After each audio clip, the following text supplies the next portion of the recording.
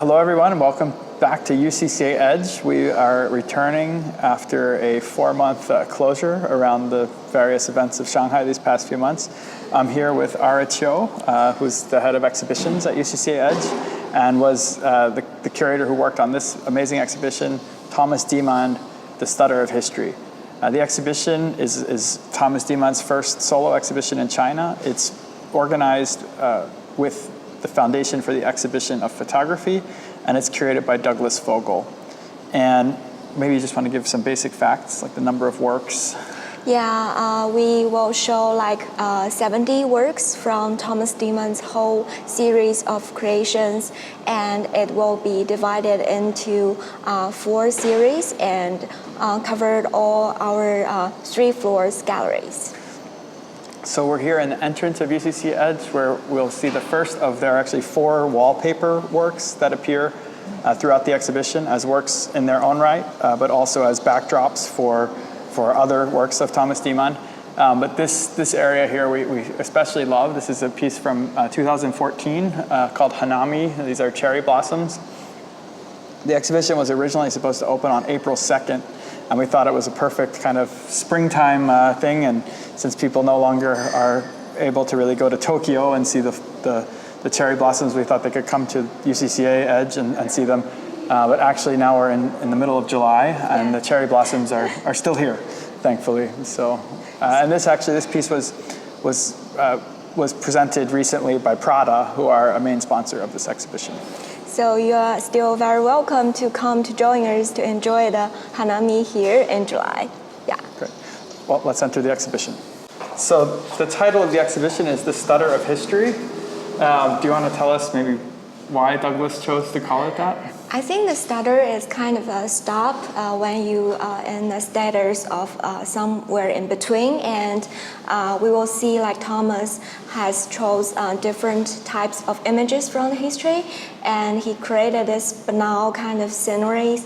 You can tell maybe there was something going to happen, but you actually don't know what will happen, and all these moments kind of create this kind of stutter feeling during the whole exhibition. So we will see. And what about, this is the very first work in the exhibition called Factory. Yes. Right, Fabrique. And with the Diemand kind of title on the top of the factory. So I think this is a little bit, sort of signature. Hint, yeah. So I guess we should say something very important and get it out of the way at the beginning, which is, how these works are made. For people who aren't familiar with Thomas's practice, it's actually quite special, and I think he's really the only artist working in this way. So everything you see, large format photography, but actually what he's shooting are models made from paper, from cardboard. But once he's finished the shooting, he destroys the model, right? So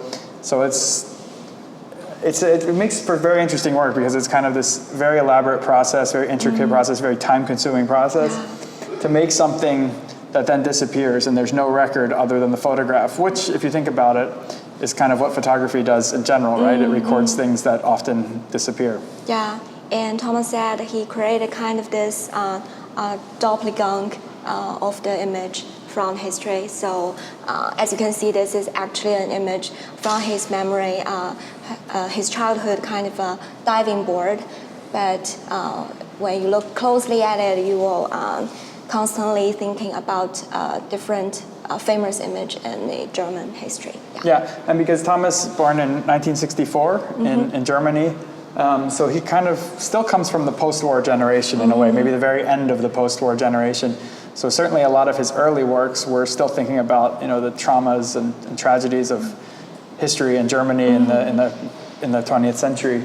And this work, which is from 1994, so he was 30 years old. He was really just finding this style as he was finishing his studies at Goldsmiths.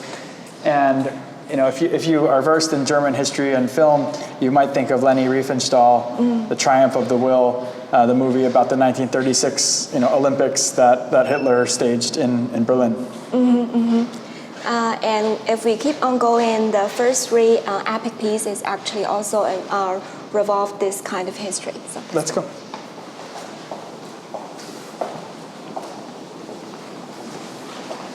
So you see here also the second wallpaper, which is a curtain effect. And you see these three works that talk about different moments in German history. So the first, this is called Room, right? Also from 1994. Yeah, and you can see kind of a destroyed room, and you guess what happened in this room. And this is actually a famous assassination happened in this room. And if this assassination got to succeed, maybe the history will be changed. Yeah, and in fact, if we want to get even more specific, it was the assassination attempt against Hitler in 1944. Yeah, July 20 is the famous one. Yeah. And if we keep going.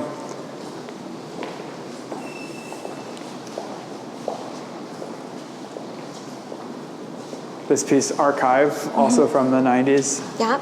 And then another room. Yeah, full of paper. And this is actually an office after the Berlin Wall fallen in 1989, and people trying to find their own kind of archive stored in the Stasi office. Yeah, so this is actually three major pieces driven from the history of the 20th century's German. So this is also the Stasi archives. This is the Leni Riefenstahl's the Leni Riefenstahl's archives, right? And then this is the yes. Stasi offices, right? So we really have the full sweep from World War II all the way to the end of the Cold War. Yes. And you can notice the curtain slowly changed its color. Yeah, this wallpaper is not generic. It's made especially for this space, isn't it? Wall by wall and inch by inch, actually. So it's seamless, transforming from the black and white to kind of the navy blue. And here we have, I think, some quirkier pieces, right? This one's talking about L. Ron Hubbard, the founder of Scientology.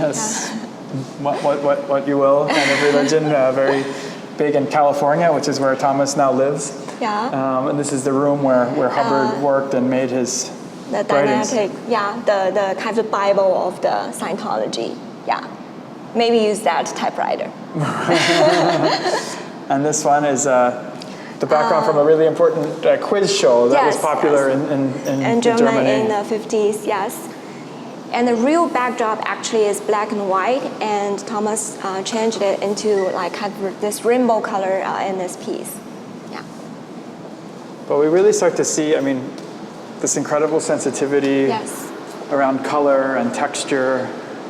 Maybe we can talk about the pole. Yeah. I think that maybe is one of your favorite pieces. That's one of my favorites. Yeah. So this is, so you see, I mean, I think in this early section you start to see how he comes up with this way of working and how it begins to develop, and it becomes really the strategy that he can use to talk about all kinds of different historical moments. And I think this Stutter of History is also about the contingency of history, right? Yes. About how if things had happened in a different way, the world would be a very different place. So a great example of that is the Florida recount in the year 2000. So this is the election between George W. Bush and Al Gore, which of course in the end came down to hundreds of votes in the state of Florida, was finally decided 5-4 by the Republican majority in the Supreme Court, and gives us President Bush, which then gives us 9/11, the Iraq War, and onward down the line. But for those few months in November, a few weeks in November and into December of 2000, the news media was covering very intensively this count. And in fact, what's so interesting is that it actually came down to paper, right? So it's just like Thomas's work comes down to paper, this election came down to paper, and there was this whole question of the so-called hanging chads. The chad is the little piece of paper that gets punched out of the ballot, and if it was punched but not detached, did that count as a vote or not? And all these kind of legal questions that ended up hinging on very technical questions about paper itself. So I think for Thomas, it's a way of... Yeah, and Demong kind of started to creating this piece when the recounting started, and he kind of doing this kind of simultaneously with the whole process. And it just took him like shorter time to complete this piece and debut at actually the same time as the result came out. Yeah. Oh, wow, okay. Yeah. So we can keep going. And then we come into this room, which I think is just a much more romantic side of Thomas and his work, right? I mean, this is a forest clearing. And we have this kind of double high space all covered with this blue curtains, and actually the curtain is made from paper as well if you look very closely at it. And when you see this kind of forest image, you begin to wonder like how long does it take him to make all those leaves, and how can he make this kind of sunshine effects. But if you think about how long does it take for a forest to grow, actually maybe the art making process is actually has to be shorter than that. Yeah. And then of course the connection from the trees back to the paper that used to make the recreation of the trees. So it's like an infinite loop. And I think as people who work in a museum, we like this piece as well, which is this is the Fitzwilliam Museum in Cambridge. And there was a story of when a visitor was not careful and knocked into a Ming Dynasty vase on a stair clearing. And Thomas has recreated that scene. And you'll see this happening other places in his work, I think, as it gets more complex, not just to recreate, a historical photograph or an abstracted, but actually you see it in the room as well, but a kind of scene of disarray, a scene that's very temporary, painstakingly reconstructing something that happened in structured in a kind of arbitrary way. Yes, yes. And this is definitely a terrifying image. Every kind of museum stuff is very afraid to see. Yeah, and it's caused by bad signage. Bad signage, yeah. Quoted. Yeah, I quote from Thomas. Okay, let's keep going, yeah.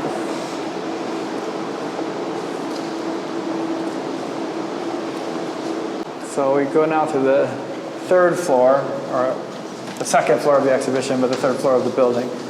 So this is a very interesting kind of detour in the exhibition. So many of the images that he creates have to do with these monumental scenes, right? If it's a natural setting or a historical event. But then at a certain point, he started making what he calls the dailies. So just snapping a piece of garbage in a storm drain, or I don't know, anything you can think of, just very ordinary objects from daily life, letters outside a door. I remember this series so well because in 2012, he made this exhibition inside a hotel in Australia, in Sydney. It was actually an old hotel for traveling salesmen. And each of the hotel rooms just had one very narrow single bed. And it was like, you felt like you were going in the 70s already. And then above the bed, he would hang just one of the dailies. And it was actually, the hotel was like a circle. So you had to walk the circle, and each room was like a little pizza slice with one. Anyway, but he's continued the series for quite many years now, right? Started in 2008. And he says maybe you can think it as a beginning of kind of a novel, like anything can happen after this kind of the frame. Yeah, this is the first frame of the maybe a short movie. Yeah. And this is kind of interesting to say because around, based on this work of the bow, we developed a collaboration with a building nearby called 1,000 Trees. It's a new, very dramatic, complex, designed by Thomas Heatherwick. Thomas Heatherwick, and we've actually, working with Thomas, he came up with a bow, and so there'll be 1,000 bows on each of the trees, architectural trees.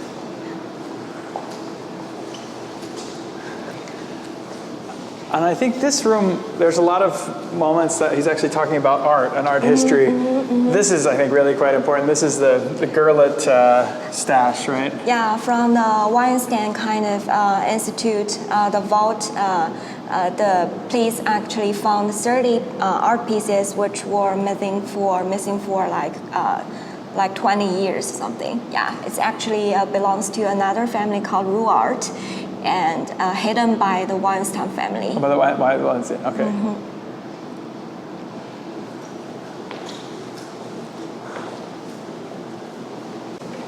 Another painstakingly kind of piece of Gruto. Right, and this again, I mean, we're thinking a lot about how long this must have taken. but also how long it would take to form a geological formation like this. And I guess the fun fact about this is that this is the only one of these cardboard models that is not destroyed. And if you visit the Prada Foundation in Milan, you could see it in person. Yeah, maybe it's people will be heartbroken if see it destroyed, I think. And the control room. Yeah, this is a great piece because this one is really, I love this juxtaposition because here we have something forged by natural processes, and then we have this piece, which is the control room of the nuclear power plant at Fukushima. Fukushima, yes. Which, of course, in 2011, after the tsunami and the earthquake, had to release waste material, and I think again sort of ran up against the limits of human control over the environment. Yeah, when you first look at it, you won't kind of notice what's kind of getting wrong, and when you see those kind of hanging loose light panels, you begin to realize something went wrong here. Yeah. Wow. I think this is people's kind of favorite, one of the favorite pieces. Yeah, this is certainly, I think. Well, also just considering that right now, originally we were scheduled to have a show of Henri Matisse here in China, but instead we have this amazing piece by Thomas, which is actually exploring Matisse's studio at the end of his life when he started, he could no longer paint and he began to work in the paper cuts. So again, a nice resonance because Matisse was working in paper just like Dimond is working with paper. It is that Dimond carried this kind of photo with him for many years. I think it must be an inspiration for him. Yeah. Okay. So how about the pond? The pond, yeah, and then of course we refer here to a lily pond, which makes us think of a certain important impressionist artist, Monet. But again, also I think really like technically what he's able now to do with this medium of paper, right? I mean, there's just such a naturalism to it. And the scale of this painting, and as the same as the clearing, is kind of embracing you inside, kind of this immersive scenario around you. Yeah. It makes me think of the Fondation Beiler in Basel, where there's this famous gallery where you have Monet water lilies installed in this Renzo piano building, and then out through the window you have an actual water lily pond, and instead we have the recreation of the water lilies surrounded by the skyline of Shanghai through the windows. And here's the third of our 4 wallpapers. This one is called Locker. This staircase is kind of one of the main architectural features of UCCA Edge, and often people like to sit here and take their photo with whatever the surroundings are. So we thought this made a lot of sense to put here. And this is also will trigger kind of the excitement of all the artists to kind of create something new here. Yeah, it's a very inspiring space. It makes us think of, I don't know, in China, but in America, certainly like high school, everyone has a locker like this, or maybe in a factory. Yeah. And again, we think of all the possibilities, all the things that might be stored behind these doors that don't really exist. Yes, but we actually have many hidden doors here, so. It's true. We come here towards even more recent events, and talking here about the American whistleblower, traitor, activist Edward Snowden, who exposed a lot of the surveillance efforts of the U.S. government in the post 9/11 era. In 2013, he left America, went to Hong Kong, and then to Russia, where he remains today. Yeah, and actually, if you go in here, you can see Thomas kind of designed this temporary structure here. Looks like actually a real refuge, and if you step inside, you will see more pieces of this series.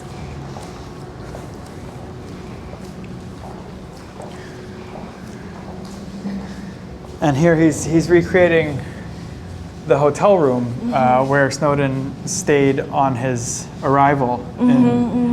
To wait for kind of get a kind of certified residency in Russia, and we can imagine if he lying on the bed. If he looking up, he will see the ceiling of this kind of hotel room. Yeah, it looks like a modern painting. Yeah, that's true. There's like some Mondrian on there. But I think it's also quite interesting right now because so many of us have experience with being locked down or spending 21 days in a quarantine hotel waiting to come back into China after being abroad or into other countries as well. So it's I think it's I've taken people through here and everyone says it feels very familiar. It's four walls and maybe we go in this way? Yeah, that sounds good.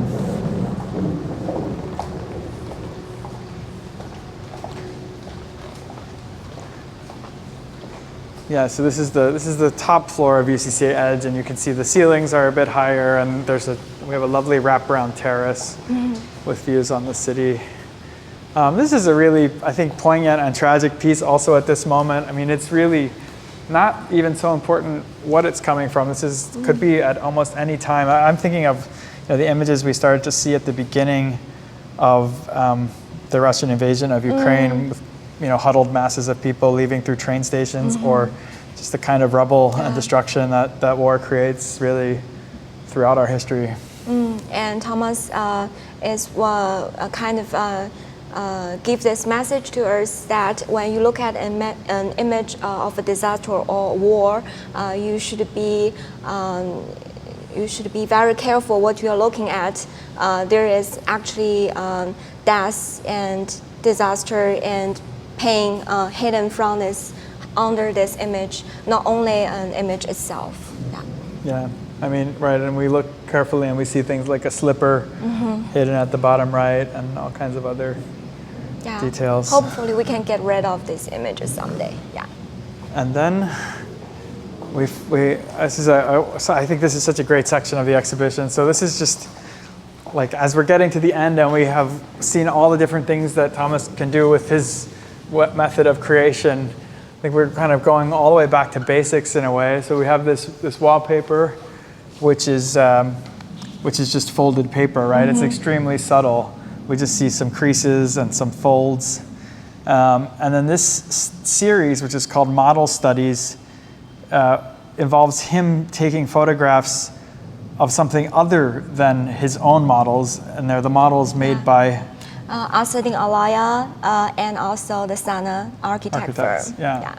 So these are all patterns from the studio of Asadin Alaya, and it's in the end he's kind of changing his way of working and making studies or portraits of other paper models, patterns in this case.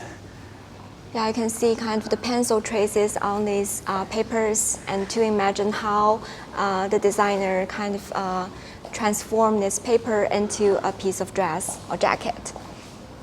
And likewise, Sana, the architecture firm of Sejima and Nishizawa, are very well known in the architecture world for the models that they make just out of really basic paper, right? This is not a firm where they're using foam cutters and just like basic A4 paper. And you can imagine how they transform this very fragile material into kind of concrete, real architecture. And actually, Thomas can transform our concrete walls using this wallpaper and transform it into kind of a piece of paper that folded and opened again. Right, yeah. And it is actually a piece of paper that's representing another piece of paper. Anyway, there's always these layers with him, aren't there? Okay, so now we are heading to the end of our tour. And this is one of the very important movie image piece called Pacific Song. Yeah. Yeah.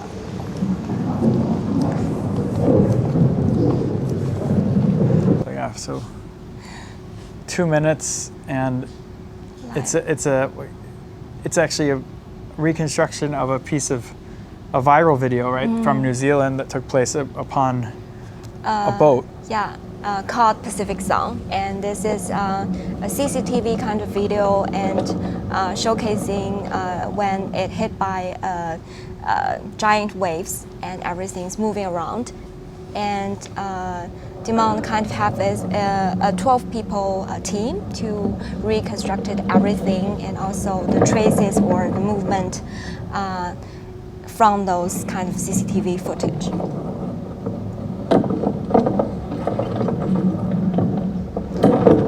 Yeah, so we're really up against the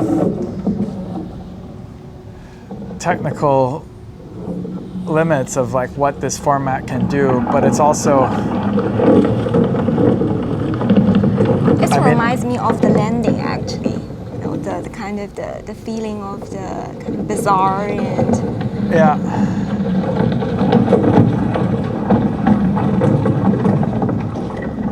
And I think also so much of the work is about how we as humans relate to these histories and how sometimes we're powerless in front of them, right? Just like we are maybe like these chairs being thrown back and forth across the floor of the boat. And he, as the artist, is there with the duty to reconstruct and recreate as we go along. Even though all the figures are disappeared, but you can still imagine them. It's true. Great, well. Okay. So Phil, it's been a few months since you last came to Shanghai. That's true. What's your feeling when you step back into UCCA Edge Gallery? We're just happy to be here. We're happy to be reopened. We're really excited to be able to welcome visitors to see this very special exhibition. We should also note that FEP, Foundation for the Exhibition of Photography, has organized this as really a world tour. So the next stop of this exhibition will be in Paris at the Jeux de Paume, and it's likely that it will go to many other venues after that. So if you don't get to visit the exhibition here, it's quite possible it may be coming to a city in your country or on your continent before too much longer. Yeah, but we strongly encourage you to come to Shanghai and to see this exhibition at UCCA Edge because we are expecting you for a long time. Yeah. Exactly. Well, anyway, thank you. Certainly thank you to Thomas Diemann for bringing us this beautiful exhibition. Thank you to Douglas. Thank you to our friends at FEP, Product, Kvadrat,